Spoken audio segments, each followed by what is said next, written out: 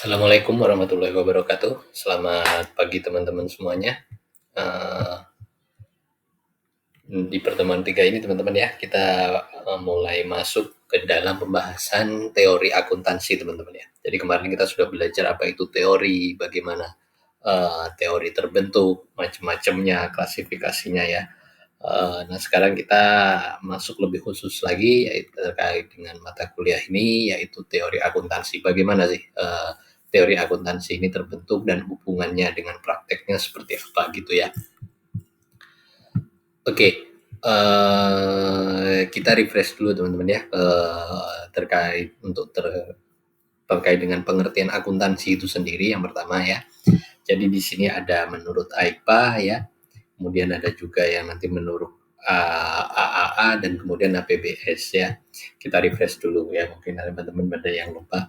Jadi kalau menurut AIPA teman-teman ya, akuntansi itu adalah seni dalam mencatat, mengklasifikasikan dan meringkas transaksi atau peristiwa yang dilakukan sedemikian rupa dalam bentuk uang atau paling tidak memiliki sifat keuangan dan menginterpretasikan hasilnya. Definisi ini lebih menekankan akuntansi sebagai suatu seni, bukannya body of knowledge ya. Jadi bukan kepada pengetahuan, tapi lebih terkait dengan sebagai seni ya. Karena kenapa dikatakan lebih terkait seni? Karena lebih identik dengan ini teman-teman ya. Tata cara atau prosedur di sini yang dipelajari ya.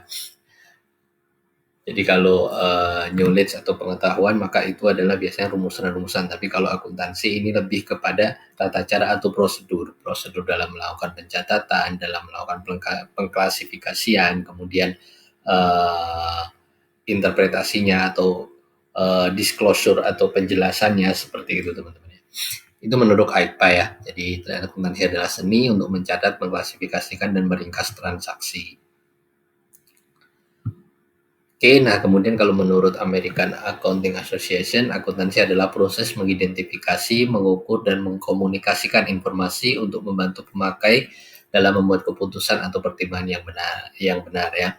Jadi kalau menurut AAA ini adalah proses mengidentifikasi, mengukur ya, menghitung, dan kemudian mengkomunikasikan ya, kemudian memberikan penjabaran yang pada akhirnya terwujud apa yang namanya itu laporan keuangan. Nah, dari laporan keuangan itu maka nanti user atau pemakai atau para pemangku kepentingan itu bisa menjadikan laporan keuangan sebagai pertimbangan dalam mengambil keputusan.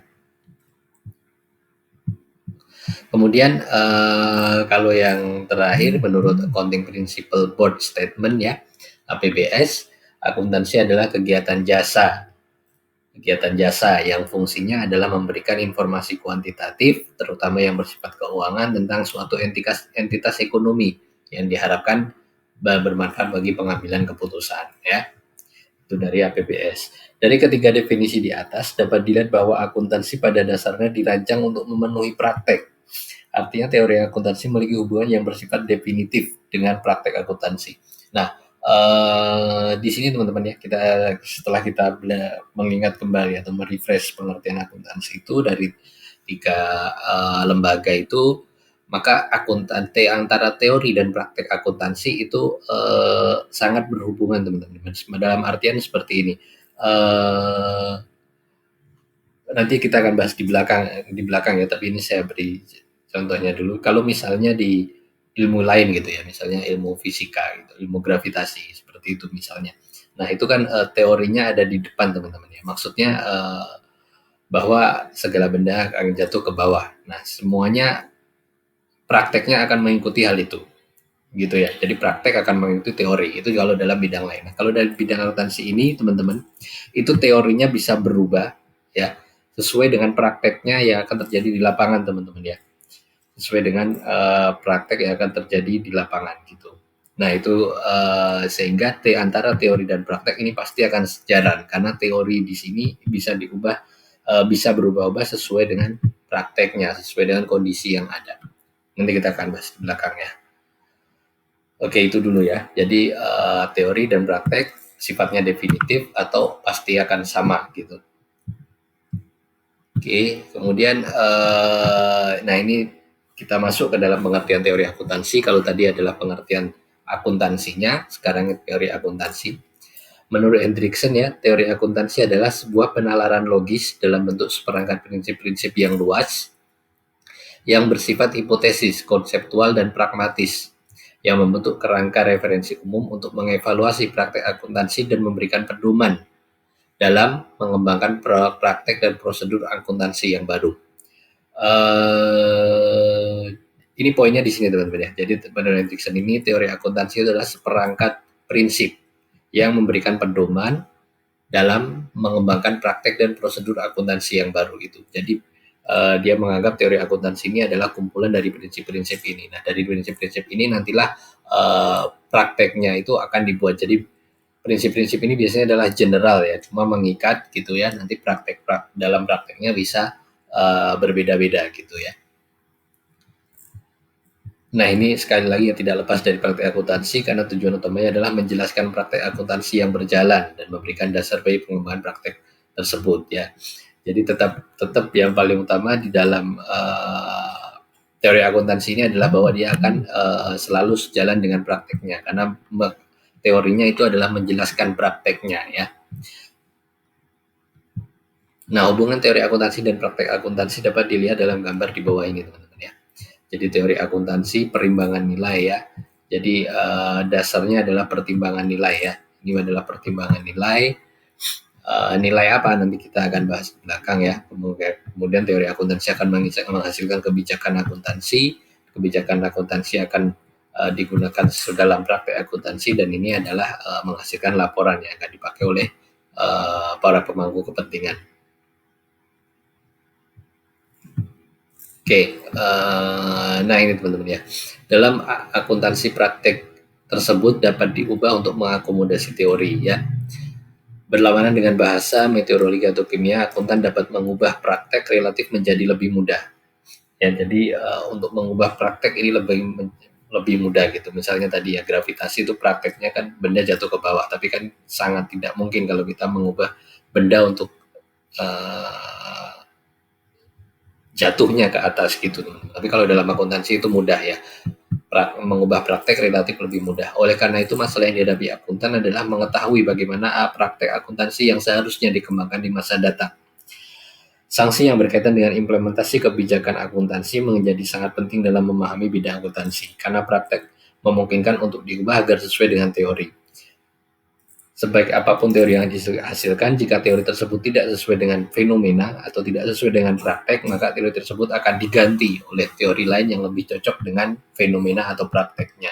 Nah, ini teman-teman ya yang saya sebutkan tadi ya, bahwa sebaik apapun teori yang dihasilkan, jika teorinya tidak sesuai dengan fenomena atau praktek akuntansinya, maka teori tersebut akan diganti oleh teori lain yang lebih cocok gitu. Oke. Chamber berpendapat bahwa akuntansi dikembangkan dari model yang spesifik, bukannya dikembangkan secara sistematis dari teori yang terstruktur. Akuntansi telah digambarkan sebagai body of practice yang dikembangkan sebagai tanggapan terhadap kebutuhan praktek, bukannya dikembangkan dari pemikiran yang sistematis ya. Secara umum fungsi utama dari teori akuntansi, nah ini fungsi teori akuntansi adalah memberikan kerangka pengembangan ide-ide baru ya. Karena teori ini isinya adalah prinsip teman-teman, maka dari prinsip itu kita bisa mengembangkan ide-ide baru, mengembangkan kebijakan-kebijakan akuntansi baru yang sesuai dengan perkembangan zaman gitu teman-teman. Itu fungsinya ya teori akuntansi. Kemudian ini ada hubungan antara lingkungan akuntansi dan pelaporan keuangan ya.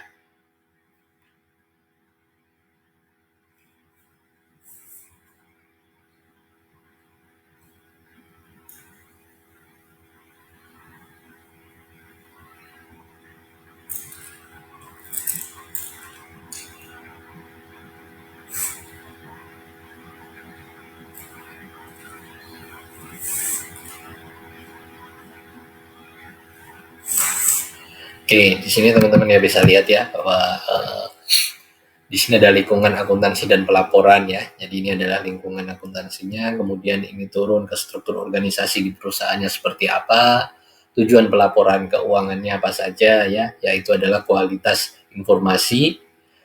Nah, kemudian di dalam elemen laporan keuangan itu ada jenis, definisi, hubungan antara elemen laporan keuangan atas dasar elemen tersebut. Kemudian dari laporan keuangan turun lagi lebih yang spesifik, yaitu adalah prinsip pengakuan dan pengukurannya. Dan di sini ada disclosure-nya ya. Disclosure itu penjabaran ya. Dalam prinsip pengakuan dan pengukuran elemen ini ada sistem konvensional dan sistem alternatif ya. Konvensional yang kita tahu ya, prinsip accrual, matching antara revenue dan cost ya. Kemudian ada modifikasi sesuai dengan industri khusus ya. Kalau di sistem alternatif itu ada konsep mempertahankan kemakmuran, ada juga tentang itu, konsep penentuan laba ya. Nanti kita akan belajar lebih dalam terkait dengan dua hal ini. Oke, sekarang kita masuk ke dalam klasifikasi perumusan ya. Tadi kita membahas perumusan teori akuntansi ya, sehingga kita masuk ke dalam klasifikasi perumusan teori akuntansi. Secara garis besar, teori akuntansi dapat diklasifikasikan berdasarkan metode penalaran yang digunakan ya. Ingat pertemuan yang kemarin ya, metode-metode penalarannya. Ada semantik, sintaktik, ada deduktif, induktif ya. Kemudian sistem bahasa yang digunakan, kemudian ada tujuan perumusannya. Ya, berdasarkan 3 klasifikasi ini ya. Yang pertama adalah klasifikasi berdasarkan metode penalaran ya. Yang pertama adalah pendekatan induktif, yang kedua pendekatan deduktif, yang kedua adalah induktif ya teman-teman ya. Seperti yang kita bahas di pertemuan sebelumnya kemarin ya. Nah, dalam pendekatan deduktif pertama teman-teman. Dalam pendekatan ini, perumusan teori akuntansi dimulai dari proposisi akuntansi dasar sampai dihasilkan prinsip akuntansi yang rasional sebagai pedoman dan dasar untuk mengembangkan teknik-teknik akuntansi. Secara umum, langkah yang digunakan dalam merumuskan teori akuntansi menurut pendekatan ini adalah sebagai berikut ya. Jadi langkah untuk merumuskan teori akuntansi berdasarkan pendekatan deduktif teman-teman ya. Pertama adalah menentukan tujuannya. Kemudian memilih postulat. Postulat itu adalah tujuan tertentu teman-teman, tujuan khusus yang sesuai dengan kondisi ekonomi, politik, dan sosiologi. Setelah tujuan khususnya ketemu, maka ditentukan prinsip akuntansi. Kemudian setelah prinsipnya dapat, dikembangkan menjadi tekniknya. Itu langkah merumuskan teori akuntansi berdasarkan pendekatan deduktif ya. Penentuan tujuan pelaporan merupakan hal yang penting karena tujuan yang berbeda mungkin memerlukan struktur yang berbeda dan akan menghasilkan prinsip yang berbeda ya. Jadi kalau di pendekatan deduktif ini teman-teman, yang paling penting adalah di sini teman-teman ya. Jadi menentukan tujuan pelaporan keuangan ya. Kelemahan dari pendekatan ini adalah pendekatan ini didasarkan pada postulat atau tujuan tertentu ya yang memungkinkan salah, serta pendekatan ini sering menghasilkan prinsip yang terlalu teoritis sehingga tidak dapat diterapkan dalam praktek ya. Nah, ini kelemahannya ya, terlalu teorinya nanti akan terlalu abstraksi, terlalu teoritis sehingga tidak dapat diterapkan dalam praktek. Itu yang pertama, pendekatan induktif. Yang kedua adalah yang tadi adalah pendekatan deduktif. Sekarang kita bahas pendekatan induktif. Pendekatan ini didasarkan pada konklusi yang digeneralisasikan berdasarkan observasi dan pengukuran terperinci ya. Proses induktif melibatkan kegiatan observasi mengenai data keuangan yang berkaitan dengan berbagai unit usaha, kemudian dilakukan generalisasi.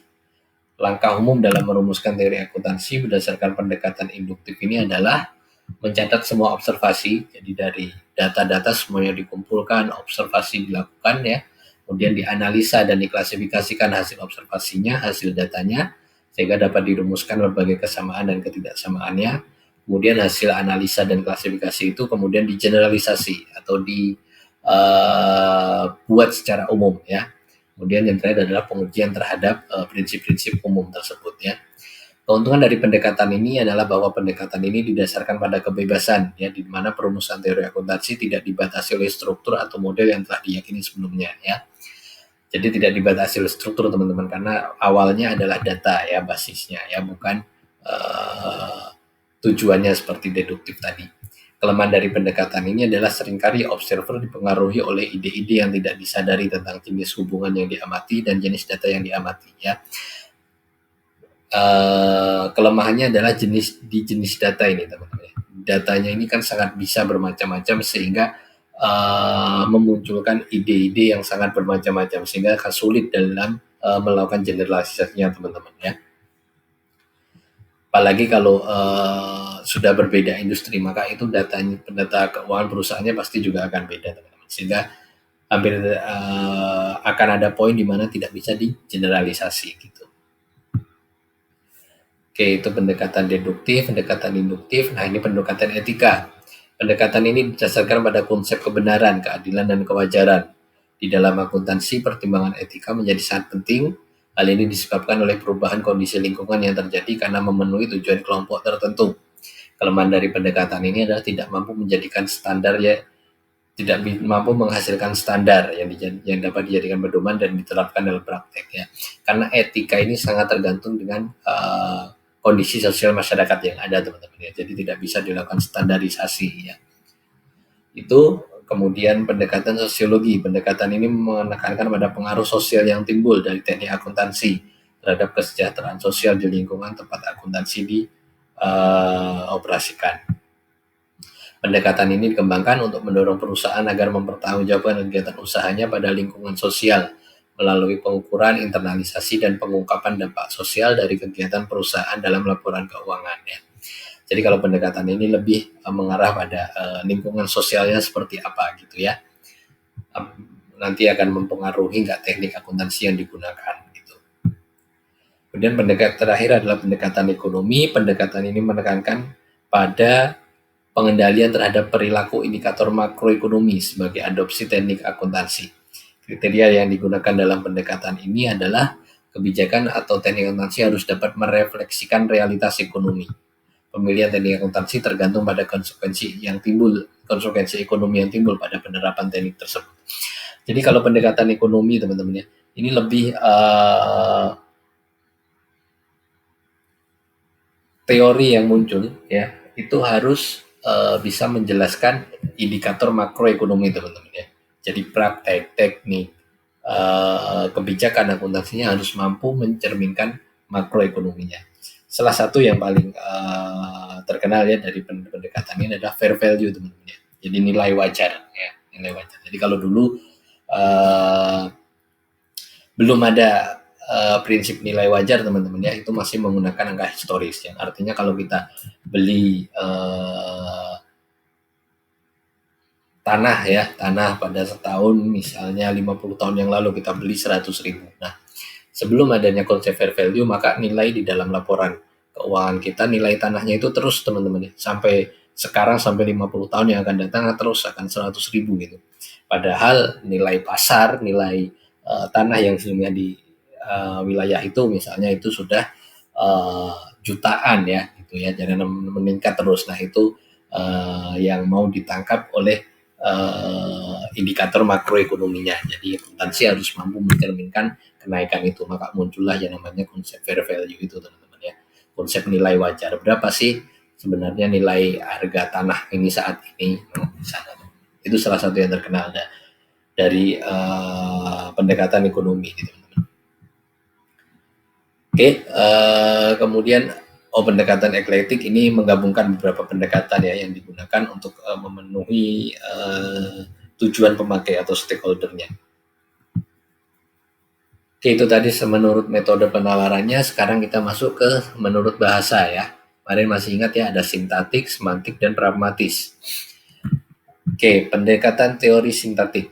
Teori sintaktik berusaha menjelaskan praktek akuntansi dan memprediksi bagaimana akuntan akan bereaksi pada situasi tertentu dan bagaimana para akuntan melaporkan peristiwa tertentu. Jadi teori ini berkaitan dengan struktur proses pengumpulan data dan pelaporan keuangan.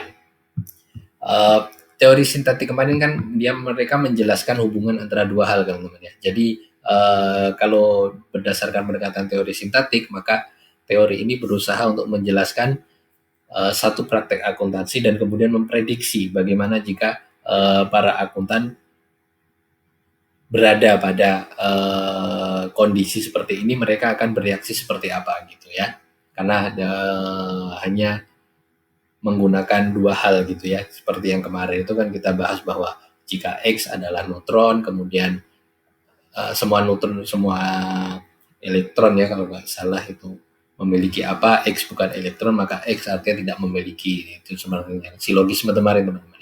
Jadi teori sintaktik ini berusaha menjelaskan praktek akuntansi dan memprediksi ya di sini ya. Jadi kita bisa prediksi bagaimana akuntan ini akan bereaksi. Itu teori sintaktik. Kalau teori semantik berkaitan menjelaskan terkait dengan fenomena dan istilah atau simbol yang mewakilinya. Jadi teorinya seperti apa, kemudian dihubungkan dengan fenomena atau kejadian faktanya seperti apa, itu teori semantik. Kalau pragmatis menjelaskan pengaruh informasi akuntansi terhadap perilaku pengambilan keputusannya seperti apa ya. Ini lebih kepada perilaku pengambil keputusannya teman-teman ya, seperti yang kemarin. Nah, kemudian berdasarkan tujuannya ada teori normatif dan teori akuntansi positif ya. Kalau teori normatif menjelaskan bagaimana seharusnya akuntansi dipraktekkan ya, normatif ya.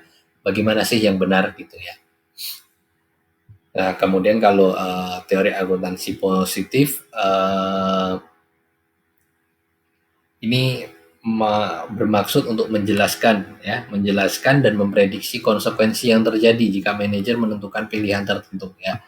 Jadi misalnya kalau di sini kita lihat manajer ingin melakukan revaluasi aset misalnya. Nah, konsekuensinya apa? Konsekuensinya bahwa dia nanti harus mengakui other comprehensive income atau pendapatan komprehensif lain karena dari hasil evaluasi aset ini kan tidak ada istilahnya cash in atau cash out-nya ya.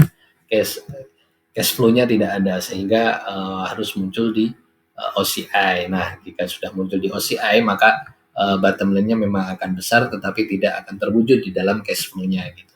Itu konsekuensinya. Nah, di sini teori akuntansi positif ingin menjelaskan hal itu, menjelaskan dan memprediksi konsekuensi yang terjadi jika manajer mengambil suatu pilihan tertentu ya. Oke, itu pertemuan kita hari ini teman-teman ya.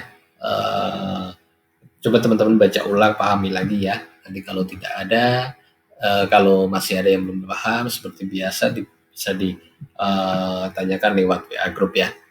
Kemudian tugasnya nanti saya akan upload di MyBase. Dikumpulkannya minggu depan ya, sama seperti yang kemarin. Oke, mungkin itu aja ya teman-teman ya untuk pertemuan, untuk penjelasan saya. Kita lanjut diskusi via WA Group ya. Terima kasih atas perhatiannya. Saya akhiri. Assalamualaikum warahmatullahi wabarakatuh.